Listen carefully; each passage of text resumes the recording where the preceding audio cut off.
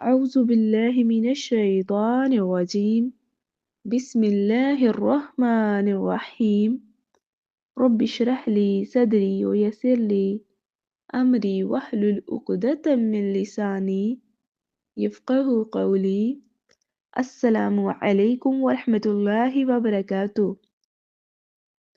ہماری آج کی گفتگو کا موضوع ہے نکال نہ بنے، یعنی دوسروں کو کاپی نہ کریں۔ ہم میں سے اکثر لوگ ہر کام میں، ہر بات میں، اٹھنے بیٹھنے میں، پہننے میں دوسروں کو کاپی کرنے کو ترجیح دیتے ہیں۔ جو لوگ دوسروں کو کاپی کرتے ہیں وہ حقیقی معنوں میں غلام ہیں۔ دوسروں کی نقل نہ کیجیے، اپنی شخصیت کو گم نہ کیجیے۔ بہت سے لوگ مستقل عذاب کا شکار رہتے ہیں کیونکہ وہ چاہتے ہیں کہ اپنی حرکات و سکنات، آواز اور کلام، ہر چیز میں دوسروں کی ایسی نقل کریں کہ انہی جیسے ہو کر رہ جائیں، ان کی اپنی شناخت ختم ہو جائے۔ تکلف، تکبر، جلن وغیرہ ان کے روگ ہو جاتے ہیں۔ حضرت آدم علیہ السلام سے لے کر آج تک اس بات میں کوئی اختلاف نہیں کہ شکل و صورت میں دو آدمی برابر نہیں ہوتے، تب وہ اپنے اخلاق اور صلاحیتوں میں کیسے یکساں ہو سکتے ہیں؟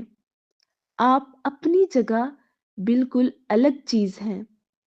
تاریخ میں آپ کا کوئی مثل نہیں، نہ دنیا میں آپ کا کوئی ہم شکل۔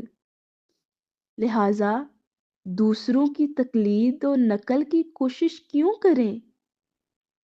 اپنے کردار کے مطابق چلیے۔ ہر آدمی اپنے مشرب کو جانتا ہے، ہر ایک کا اپنا قبلہ ہے جس کی طرف وہ رخ کرتا ہے۔ تب جیسے آپ ہیں ویسے ہی رہیں۔ آپ کو اپنی آواز، لہجہ اور چال ڈال میں تبدیلی کی ضرورت نہیں ہے۔ وحی کی روشنی میں چلیں، تاہم اپنے وجود کی نفی نہ کریں۔ آپ کا اپنا مزہ اور اپنا رنگ ہے۔ ہم آپ کو اسی رنگ ڈھنگ میں دیکھنا چاہتے ہیں کیونکہ یہ آپ کے لیے فطری ہے۔ اسی پر ہم آپ کو جانتے ہیں، لہٰذا آپ نکال نہ بنیں۔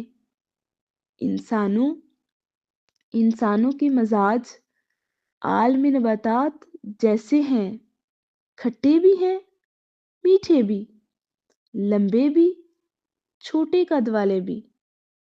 ایسے ہی انہیں رہنا بھی چاہیے۔ تو جو کیلا ہے وہ ناشپاتی کیوں بنے؟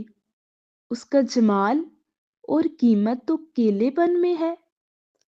ہماری زبانوں، رنگوں، صلاحیتوں اور طاقتوں کا اختلاف تو اللہ تعالیٰ کی نشانیوں میں سے ہے۔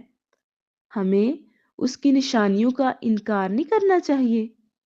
سبحانک اللہم و بحمدک اشہد ان لا الہ الا انت استغفرک و اتوب الیک۔